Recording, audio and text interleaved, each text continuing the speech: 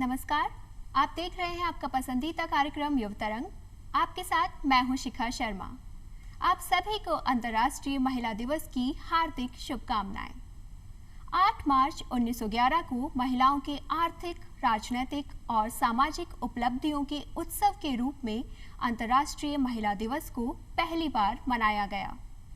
वर्ष 1975 में संयुक्त राष्ट्र ने आधिकारिक तौर पर अंतर्राष्ट्रीय महिला दिवस को मनाने की शुरुआत की और वर्ष 1996 में पहली बार इसे एक थीम के साथ आयोजित किया गया। उस वर्ष की थीम थी अतीत का जश्न मनाओ और भविष्य की योजना बनाओ। इस वर्ष अंतर्राष्ट्रीय महिला दिवस की थीम है एक स्थायी कल के लिए आज लैंगिक समानता। जलवायु संकट और लैंगिक असमानता वो दो प्रमुख मुद्दे हैं जो आज विश्व के लिए चुनौती बने हुए हैं। लैंगिक समानता को लाते हुए जलवायु परिवर्तन से निपटना आज विश्व के लिए सबसे बड़ी चुनौती बना हुआ है। ऐसे में इस वर्ष इस थीम को इसीलिए आयोजित किया जा रहा है कि लैंगिक समानता को लाते हुए जलवायु से जितने भी तरीके के संकट सामने आ रहे हैं उनसे भी निपटा जाए और एक स्थायी भविष्य का निर्माण किया जाए। और ये तभी संभव हो सकता है जब संपूर्ण विश्व में लैंगिक समानता को लाया जाए। आज इस विषय पर चर्चा करने के लिए हमारे साथ जुड़े हैं दो मेहमान। हमारे साथ हैं ऋचा गौड़, आप मार्शल आर्ट में इंटरनेशनल गोल्ड मेडलिस्ट हैं, महिला एवं बाल विकास मंत्रालय द्वारा top 100 women achiever of India में शामिल रही और मार्शल आर्ट और सेल्फ डिफेंस कोच भी हैं आप। ऋचा जी, आपका बहुत बहुत स्वागत है हमारे कार्यक्रम में। Thank you. हमारे साथ जुड़ी हैं संयंतिका धारा, आप सेल्फ एम्प्लॉयड हैं और परिवार की जिम्मेदारियों को भी बखूबी निभा रही हैं। संयंतिका जी, आपका भी बहुत बहुत स्वागत है हमारे कार्यक्रम में। तो अब जब कार्यक्रम की शुरुआत हो रही है, समानता की बात हो रही है, तो ऋचा जी, आपके बारे में जानने के लिए सबसे पहले बहुत एक्साइटमेंट है कि इतनी कम उम्र है आपकी लेकिन आपके अचीवमेंट्स इतने सारे हैं। तो कहाँ से शुरुआत हुई आपकी? मैं बताना चाहूँगी, मैं जब 6 इयर्स ओल्ड थी, 6 साल की थी मैं, तो मेरे को टाइकोंडो का मैंने एक क्लास देखा स्कूल में। वहाँ से मेरे को इंटरेस्ट आने लगा कि मैं स्कूल में टाइकोंडो प्रैक्टिस कर रही हूँ और बॉयज़ के साथ स्पोर्ट्स खेलती हूँ। तो धीरे धीरे जो मेरा इंटरेस्ट है वो स्पोर्ट्स में बढ़ता गया। मुझे नहीं मालूम था कि स्पोर्ट्स से आगे मेरा कनेक्शन वुमेन एम्पावरमेंट तक चला जाएगा या मैं कोच बन जाऊँगी। मेरा ऐसा कोई प्लान नहीं था, बस एक यही प्लान था कि मुझे खेलना है, स्कूल टाइम में खेलना है। मुझे नहीं मालूम था कि इंटरनेशनल खेलना क्या होता है, इंडिया के लिए खेलना क्या होता है। तो एक बस इतना था कि मेरा मन बहुत ज़्यादा लगता था, तो मैं बास्केटबॉल खेलती थी, क्रिकेट खेलती थी। और क्योंकि जैसे मैं थोड़ा सा बॉयज़ के साथ ज़्यादा रहती थी, टॉम बॉय टाइप में रहती थी, तो वहाँ से मेरी जर्नी स्टार्ट हुई। धीरे धीरे जैसे हायर स्टडीज़ एजुकेशन बढ़ता गया, बोर्ड एग्ज़ाम आते गए, पेरेंट्स ने भी कहा कि अब बोर्ड है छोड़ दो और बोर्ड एग्ज़ाम्स में ध्यान दो। और मेरा सब्जेक्ट था वो कॉमर्स था। कॉमर्स अब मुझे लगता है कि अगर वो कॉमर्स नहीं होता तो मैं अपनी एकेडमी भी रन नहीं कर पाती खुद की। तो उस वक्त वो उसमें अकाउंट्स और इनकम टैक्स ये सारे सब्जेक्ट्स बहुत टफ थे। तो थोड़े 2 साल के लिए बोर्ड्स के लिए मैंने पॉज लिया। और उसके बाद मुझे जब वो कोच हमें जो सिखाने आते थे, सूरज शर्मा सर, दीपक शर्मा सर, मेरे स्कूल में जब वो चले गए स्कूल से सिखाने के बाद, तो मुझे लगा कि मुझे सिर्फ एक ही बहुत चीज़ मिसिंग लग रही है अपनी लाइफ में। ऐसा क्यों हो रहा है? तो मुझे बाद में रियलाइज़ हुआ कि वो मेरा दूसरे स्पोर्ट्स में इतना पैशन नहीं था, लेकिन वो एक पैशन बन चुका था कि मुझे टाइकोंडो खेलना है। मुझे सेल्फ डिफेंस की उस वक्त नॉलेज नहीं थी कि क्या होता है। ये वाइट बेल्ट, येलो बेल्ट से मैंने स्टार्ट करा, बेल्ट्स भी पास किए। बोर्ड एग्ज़ाम्स के बाद 12th बोर्ड के बाद मैंने इसको मेरे फैमिली वालों ने देखा कि लोग बाहर डिग्री करना चाहते हैं, हायर स्टडीज़ करना चाहते हैं, बट मैं स्पोर्ट्स में जाने की बात कर रही हूँ 12th कंप्लीट करते। तो उन्होंने मेरे फादर ने सबसे पहले मेरी सीरियसनेस को देखा। पहले घर वालों को लगता था कि ऐसे ही जिद कर रही है, तो बट मैं काफ़ी एग्रेसिव नेचर था मेरा। तो कहीं ना कहीं मुझे वो जब भी मैं फाइटिंग करती थी या बॉयज़ के साथ फाइट कर रही हूँ या प्रैक्टिस करती थी, तो मेरा एक अलग लेवल का एग्रेशन, गुस्सा भी कम हुआ, मेरे में पेशेंस भी आया, मेरे में पावर को कंट्रोल कैसे करना है वो मेरा सेंस डेवलप हो गया धीरे धीरे। आज तो आपके बारे में जानकर तो बहुत अच्छा लग रहा है। अब जैसे आपने बताया कि आपके फादर ने आपको सपोर्ट किया, और आज हम बात भी कर रहे हैं जेंडर इक्वालिटी की। तो बहुत सारी जगह ऐसा होता है जब देखने की बात आती है कि लड़कियों को कुछ करना होता है या बेटियों की बात आती है तो बहुत डिसीजन अलग तरीके से लिए जाते हैं। तो आपकी लाइफ में कुछ अलग लगता है, तो फैमिली का सपोर्ट कैसा रहा, और आज आपने जो हासिल किया उसमें जो समानता का अधिकार आपको मिला उसका कितना योगदान है? कहीं ना कहीं हमारी फैमिली में हम लोग जो राजपूत फैमिली से आते हैं, ट्रेडिशनल फैमिली है जिसमें घूंघट और हर चीज़ होती है, बट कहीं ना कहीं वो एजुकेशन सिस्टम था हमारी फैमिली में, जिस वजह से एक सोच जो है थोड़ी सी ब्रॉड माइंडेड हुई फैमिली की। और अब प्रॉब्लम आती है कि आपने ड्रीम तो कर लिया है, अब उसको प्रोसीड कैसे करेंगे। शाम को ट्रेनिंग पे जाना पड़ता है और फिर लेट अंधेरा होता है तब घर पे आना पड़ता है। तो उस वक्त मेरे पेरेंट्स काफ़ी टेंशन में थे कि लेट नाइट घर पे आना, 8 o'clock बज जाती थी, 4 o'clock जाते थे खेलने और शाम को साइकिल से सुनसान रास्ते से वापस घर आते थे। तो वो एक टेंशन का था क्योंकि वो पेरेंट्स अपने ऑफिस में होते थे। तो वो कहीं ना कहीं एक शुरू में उन्होंने मना किया कि नहीं, वो मतलब थोड़े पॉजिटिव हो गए अपने। लेकिन मैंने उसमें एक चेंज, मैंने ही अपना एक रास्ता निकाला कि मैं क्या करूं। तो मैंने अपने कपड़े पूरे मतलब बहुत दुबली पतली थी मैं, तो पूरे अपने कपड़े मैं बॉयज़ की तरह पहनती थी। अच्छा। और हेयर कट मैंने पूरा एकदम बॉयज़ का अपना लिया था। तो वो एक रास्ता मैंने खुद निकाला कि मैं बॉयज़, लोगों को लगे कि एक लड़का जा रहा है, छेड़ेगा भी नहीं, और मैं जो मेरा जो पैशन है, जो मैं करना चाह रही हूँ ड्रीम पूरा करने के लिए, और जो कि वो भी पूरा हो जाएगा। तो मैंने खुद का एक सोल्यूशन निकाला।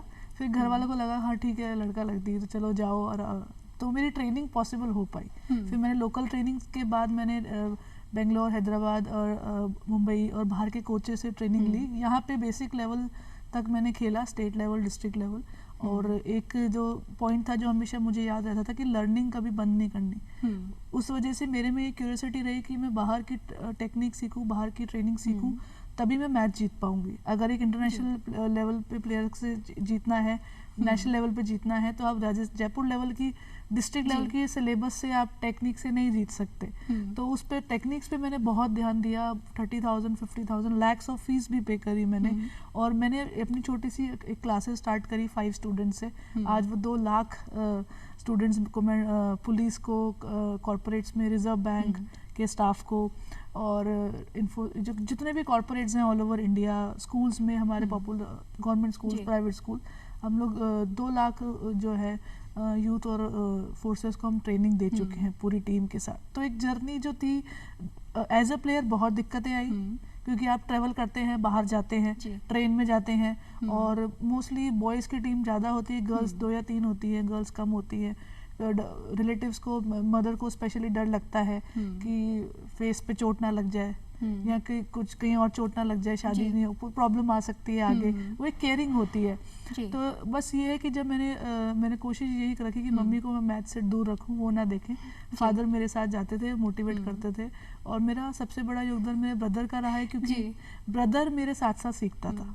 तो ऋचा जी, आपने जैसे अपनी शुरुआत बताई, और ये भी आपने साबित किया कि अगर लड़कियां कुछ करना चाहती हैं तो उन्हें खुद ही राह निकालनी चाहिए, जहां चाह वहां राह। और इसमें आपकी एजुकेशन ने भी आपकी मदद की, फैमिली का सपोर्ट आपको शुरुआत में ऐसे लग रहा था कि नहीं मिल पाएगा क्योंकि शाम है, रात है, लेकिन आपने सोच लिया आपको करना है, तो आपने राह खुद बनाई, और ये बहुत ही अच्छी बात है। एक छोटी सी शुरुआत से आज आप सबको प्रेरित कर रही हैं। अब सयंतिका जी, आपसे ये जानना चाहेंगे कि जैसे ऋचा की लाइफ में तो एजुकेशन ने एक बहुत बड़ा योगदान दिया, आज आप भी इंडिपेंडेंट हैं, दोनों जिम्मेदारियों को आप निभा रही हैं, तो इसमें शिक्षा का योगदान कितना रहा, और क्या आप और लोगों को भी इसके लिए इंस्पायर करती हैं, और महिलाओं को, बच्चियों को?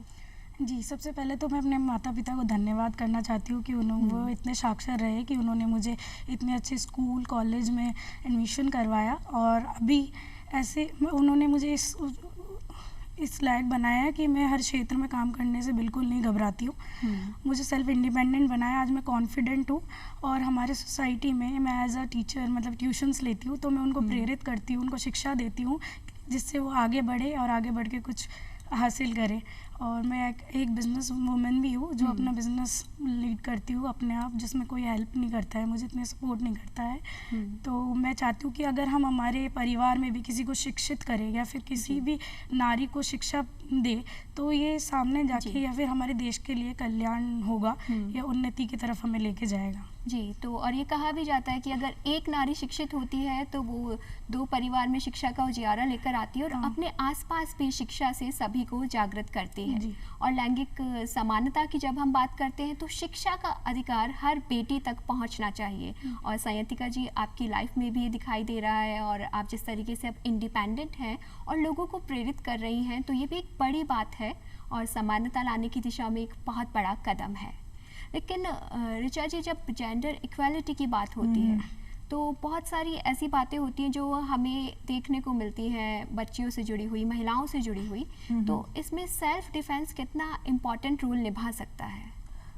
मैं जेंडर इक्वालिटी का मैं अपना किस्सा बताती हूँ। जब मैं प्लेयर थी तो मैंने स्पोर्ट्स फेडरेशन में जो भी चीटिंग्स होती हैं मैचेस में, वो प्रॉब्लम्स भी हर्डल मैंने खुद मतलब वन साइडेड मैच करके मैंने मैचेस जीते हैं मैंने। और फिर प्रॉब्लम आई जब मैं एज अ कोच बनी, तो उसमें लोग बोलते थे कि लड़की क्या सिखाएगी, वो भी ये तो ऐसा गेम है जिसमें स्ट्रेंथ ज़्यादा चाहिए और बॉडी बिल्डर टाइप बॉडी होनी चाहिए। लोगों को वो एक इमेज बनी हुई है, तो लोगों को लगता था ये क्या सिखाएगी।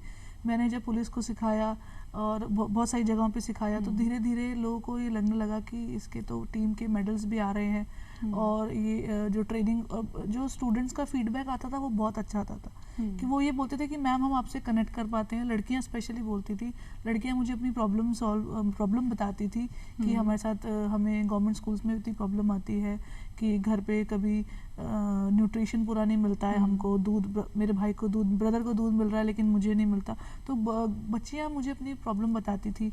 और जब वो टेक्निक सीखती थी, जो कि हम लोग एक नए कोर्स लाए हैं, हम लोग जूडो कराटे नहीं सिखाते, हमारा कोर्स है मिलिट्री सेल्फ डिफेंस, जिसमें आपका boxing, wrestling, taekwondo, kick boxing और ग्राउंड पे जो फाइट होती है, ग्राउंड पे आपके ऊपर कोई बैठ गया है, मैं ऐसे बैठी हूँ, मुझे पीछे से कोई गला दबा रहा है, कुछ लॉक लगाने की कोशिश कर रहा है, मैंने नेल से मैंने उसको हिट किया या एल्बो मारा, तो हर पोस्चर में हम लोग ट्रेनिंग कराते हैं।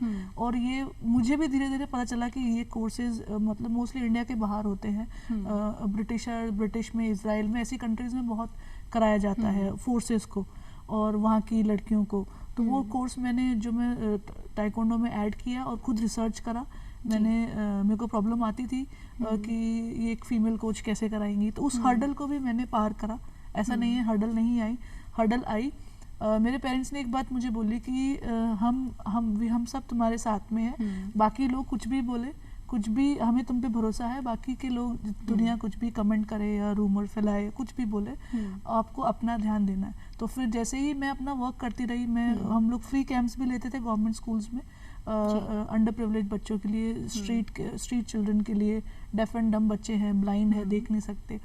मैं अकेली थी, आज मेरी टीम धीरे धीरे बनती गई और जब मेरा 100 वुमेन ऑफ इंडिया में जब नंबर आया, उन्होंने मेरी प्रोफाइल देखी, तब एकदम से सिनेरियो चेंज हो गया, तब लोगों का नज़रिया बदला। और हाँ, पर मेरा ये था कि मैं हमेशा एक ओपन ब्रॉड माइंडेड सोच रखती थी कि आपके एक लाइफ के उसूल कुछ बना के चलिए, प्रिंसिपल बना के चलिए, आप लर्निंग प्रॉपर रखिए, तो डेफिनेटली टाइम लगता है मंजिल मिलने पे, पर हाँ ये लेकिन कोशिश करते रहना जरूरी है, वो करते रहना चाहिए। आपने भी इस चुनौती का सामना किया कि किस तरीके से भेदभाव किया जा रहा है जब आप सिखाने जा रही हैं, लेकिन आपने हर भेदभाव का जवाब दिया अपने टैलेंट से, अपनी कोशिश से।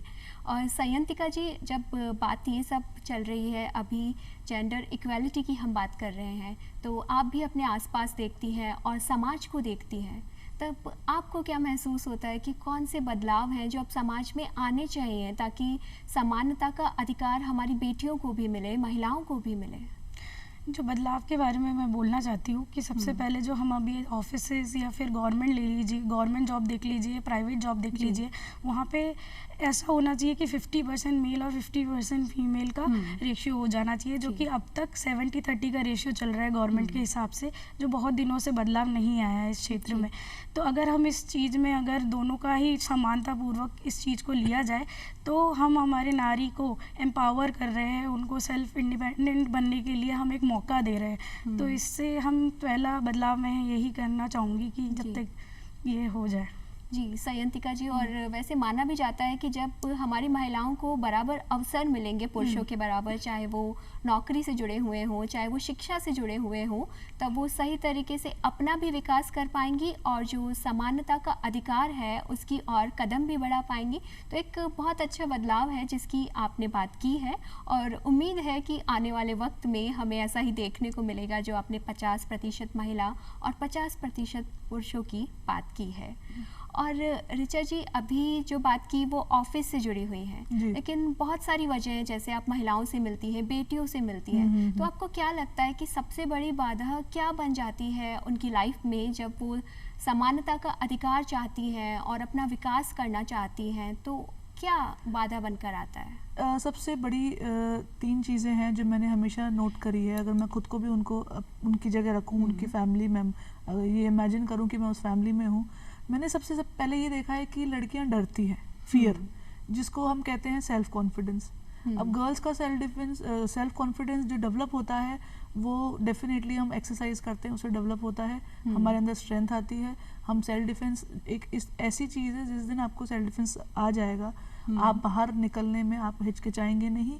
आप जहाँ 2 टाइप के रिस्क ले रहे हैं, आप 4 टाइप के रिस्क लेंगे। जितना ज़्यादा रिस्क लेंगे उतना आप अपना जिस भी टाइप का आपको ट्रेनिंग करनी है, आपको स्टेज परफॉर्मेंस देनी है, आपको पढ़ाई करनी है, आपको हायर स्टडीज़ में जाना है, तो वो भी आप कर सकते हैं। तो ये प्रॉब्लम आती है सबसे ज़्यादा सेफ्टी की।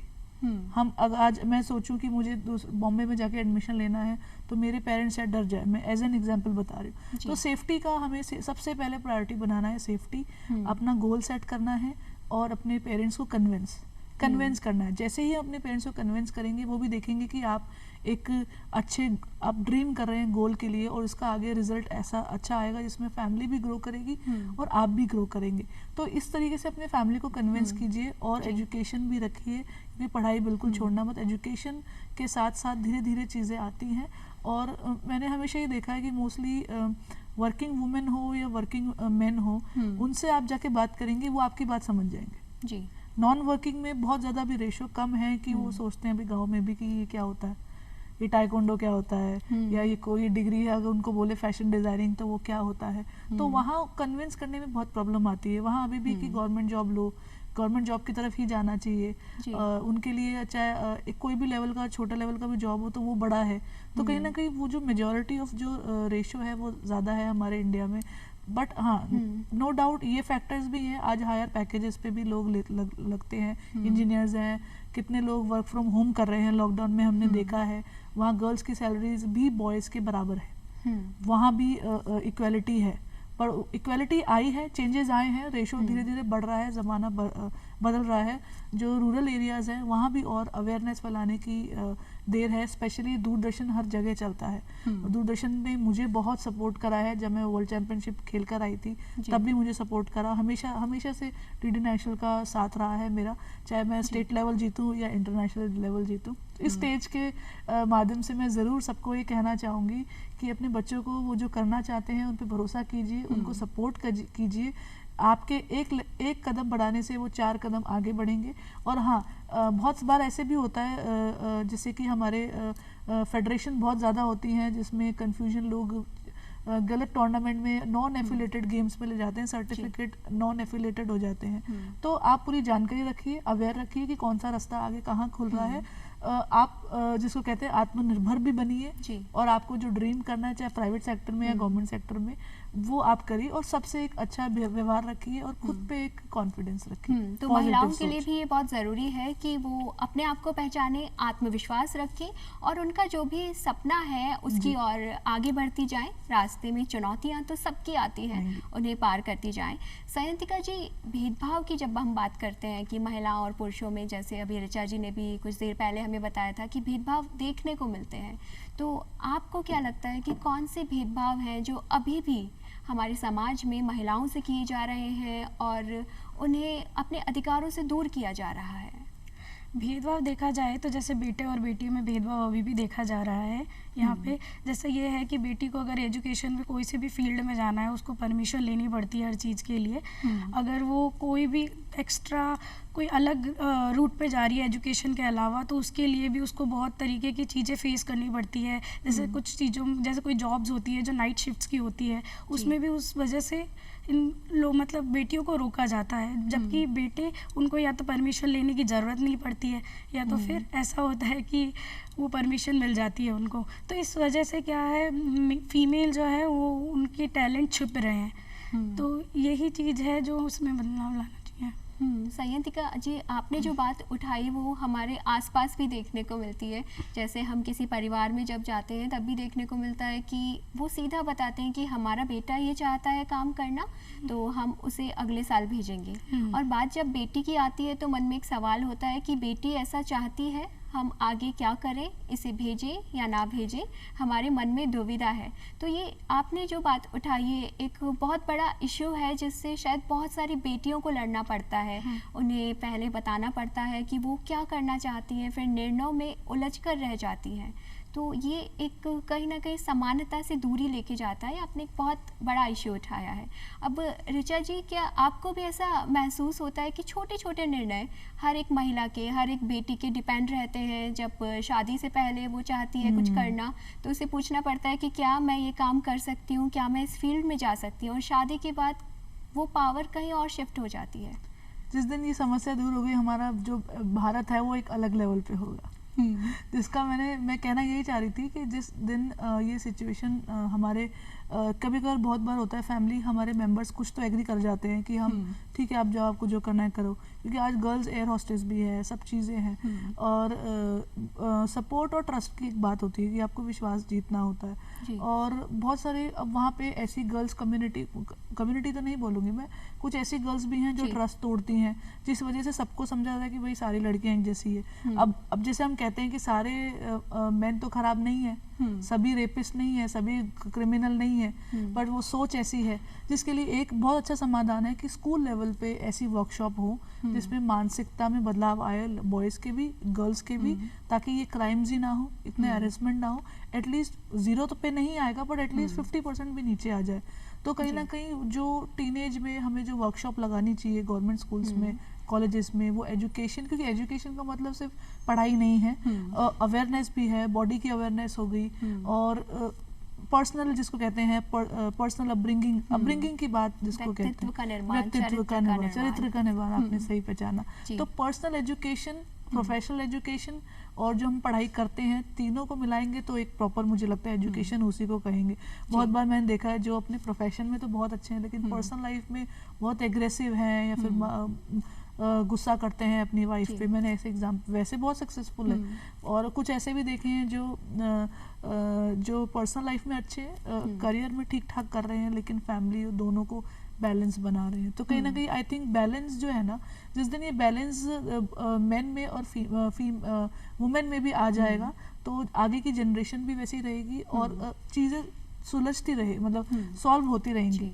तो हमें शुरुआत ऐसे करनी होगी कि बेटों और बेटियों को समान तरीके से शिक्षा देनी है, उनकी सोच को इतना उच्च बनाना है कि वो भेदभाव से दूर हो जाए। जैसे हम लोग स्पोर्ट्स में हमारे बॉयज़ और गर्ल्स साथ में खेलते हैं, अब उसमें बॉडी भी कांटेक्ट होता है, लेकिन धीरे धीरे उनको लगता है क्या है, कुछ नहीं है, स्किन है सिर्फ, कुछ भी नहीं है। अगर हम बास्केटबॉल में देखिए, बास्केटबॉल में मैचेस खेलते हैं, एक जना बॉल, अगर बॉयज़ गर्ल्स की प्रैक्टिस बढ़ानी है तो बॉयज़ के साथ प्रैक्टिस करनी पड़ेगी, पर जब वो रेगुलर हो जाते हैं, दोनों शॉर्ट्स पहन के खेलते हैं, वो बॉयज़ गर्ल्स को आप देखोगे वो एक जैसा समझते हैं जी। उन बॉयज़ को ऐसा नहीं लगता कि कोई हमें टच कर रहा है, हमें कुछ फीलिंग आ रही है, ऐसा नहीं सोचते वो। लेकिन वहीं क्योंकि स्पोर्ट्स से चीज़ें क्या बोलते हैं, सोच खुलती है मैं स्पोर्ट्स से, तो ऐसी एक्टिविटीज़ होती हैं जहाँ पे बॉयज़ को भी प्रॉब्लम नहीं आ रही, गर्ल्स को भी प्रॉब्लम नहीं है, सोच का निर्माण होना, जैसे आपने कहा करेक्टर का निर्माण, वैसे ही हर ऑफिस में भी वही सोच रहनी चाहिए कि हम जो वुमेन है एक मटेरियल नहीं है, एक ह्यूमन ही है, इंसान ही है हम लोग, तो हमें भी इंसानों की तरह ट्रीट की जाए, नॉर्मल। हमारे भी ड्रीम्स हैं, हम भी सोचते हैं, हमें भी चाहिए कि हमारे भी अच्छी सैलरी आए, हम भी वर्क भी संभाले, फैमिली का भी ध्यान रखें। बहुत निर्णायक होगी जब हमारी महिलाओं को समानता का अधिकार तभी मिल पाएगा जब हमारी महिलाओं की सोच बहुत बेहतर होगी। और सायंतिका जी, आप क्या कहना चाहेंगे कि विवाह के पश्चात जो महिलाएं हैं वो अपनी आइडेंटिटी को बनाए रखें, अपनी पहचान को बनाए रखें, इसके लिए उन्हें क्या करना चाहिए? जी, शादी के बाद तो परिस्थिति बिल्कुल ही चेंज हो जाती है। जैसा देखा जाता है कि जो है मेल डोमिनेटेड हो जाता है, कई जगह पे देखा जाता है, डिपेंड करती है फैमिली पे कि अगर फैमिली एजुकेटेड है तो सेम इम्पोर्टेंस उनको भी मिलते हैं। बट इस वजह से जो परिस्थितियां हैं वो इस वजह परिस्थितियाँ चेंज होती हैं, लेकिन महिलाओं को अपनी हिम्मत रखनी चाहिए और अपने लिए आवाज़ उठानी चाहिए। तो आज ऋचा जी और सायंतिका जी हमारे साथ जुड़ी और इनकी बातों से तो महिलाओं और बेटियों को हम इनकी बातों को सुनने के बाद यही कहना चाहेंगे कि चाहे जगह कोई सी भी हो, आर्थिक हो, सामाजिक हो या क्षेत्र कुछ भी हो, आप जहाँ भी काम कर रही हैं अपने अधिकारों के लिए सबसे पहली आवाज़ आपको उठानी होगी। आपके लिए बहुत सारे कानून हैं जो बने हुए हैं, बहुत सारे अधिकार हैं जो आपको मिले हुए हैं, लेकिन जब तक आप अपने अधिकारों को नहीं पहचानेंगी शायद ही कोई और आपके लिए कुछ और कर सकेगा। अपने निर्णय खुद लेना शुरू करें, अपने काम को जानें, अपने काम को पहचानें, अपने लक्ष्य को पहचानें और उस कदम में आगे चलती जाएं उस दिशा में। आज आप हमारे साथ जुड़े और इतनी महत्वपूर्ण बातें बताई, तो आप दोनों को बहुत बहुत धन्यवाद। आज के लिए बस इतना ही। एक बार फिर से आपको अंतर्राष्ट्रीय महिला दिवस की हार्दिक शुभकामनाएं। नमस्कार।